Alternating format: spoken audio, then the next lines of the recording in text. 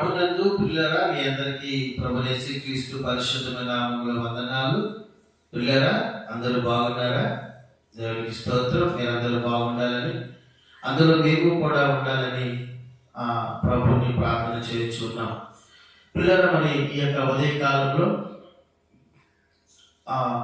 మహాప్రభు యొక్క మాటలలో ఒక మాటను బట్టి మీ ముందుకి రావటం జరిగినది.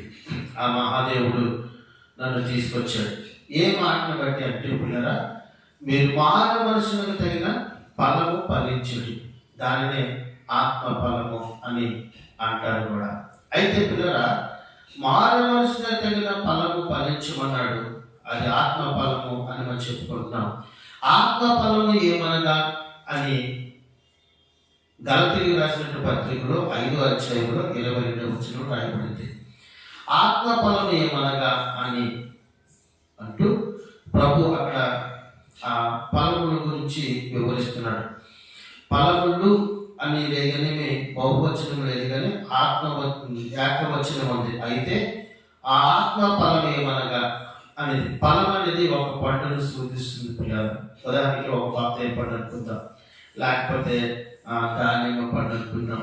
ఇందులో చూసినట్లయితే పండు ఒకటే, కానీ దాని తోలు వచ్చినప్పుడు అందులో వివిధ రకాల భాగాలుగా ఉంటాయి, తొనలుగా ఉంటాయి. అలాగే ఆత్మ ఫలము ఏమనగా అని చెప్పి ప్రభు అందులో తొనలు గుణాల లక్షణాలు చెప్తున్నాడు. 1 ప్రేమ, 2 సంతోషం, 3 సమాధానం, 4 దీర్ఘశాంతం, 5 దయాలత్వం, 6 మంచితనం, 7 విశ్వాసం, 8 సాత్వికము, 9 ఆశానిత్యం.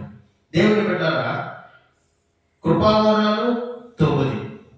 అలాగే ఆత్మ ఫలము ఒకటే, కానీ అందులో ఉన్నటువంటి గుణాలు 6 చూసినట్లయితే 9 పిల్లలు. ఈ 9లో మొదటిది ప్రేమ. ప్రేమ అనేది 2 అక్షరాలు, కానీ దేవుని బిడ్డలారా, ఈ ప్రేమ అనేటువంటి ఈ 2 అక్షరాలకి ఇంచుమించు 16 గుణ లక్షణాలు ఉన్నాయి పిల్లలు. ఇంచుమించు 16 గుణ లక్షణాలు. ఈ మనందరము కూడా నిన్ను ప్రేమిస్తున్నాను చెప్పుకుంటాం.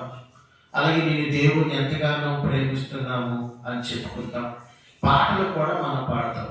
దేవుడిని నేను ఎంతగానో ప్రేమిస్తున్నాను బ్రదర్, మీకేం తెలుసు అంటారు కొంతమంది. అయితే కొంతమంది అంటారు, నేను దేవుడిని చాలా ప్రేమిస్తున్నాను బ్రదర్ అంటున్నాను. సరే, మంచిది. దేవుడిని ప్రేమిస్తున్నాం అనే మాటకి నిర్వచనం ఏమిటి అని మనము ఒకసారి ప్రశ్నించుకుంటే, దేవుని బిడ్డలారా, కొంతమంది తడబడతారు.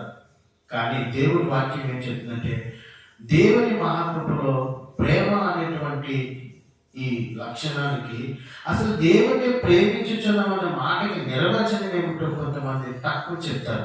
అదేమిటంటే, ఒకసారి యోహాను రాసినటువంటి సువార్త 14వ అధ్యాయం 21వ వచనములు ఇలాగ రాయబడింది. నా ఆజ్ఞలను అంగీకరించి వాటిని గైకొనువాడే నన్ను ప్రేమించువాడు. దేవుని బిడ్డలు గమనిద్దాం. దేవుడిని ప్రేమించుట అంటే నిర్వచనం చెప్తున్నాడు దేవుడు.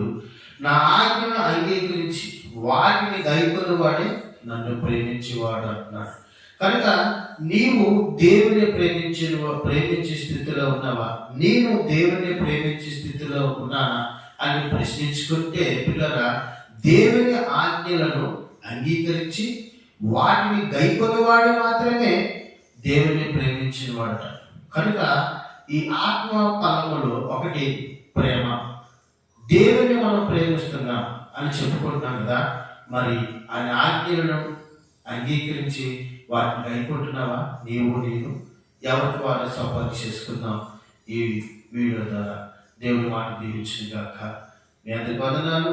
Praise lord.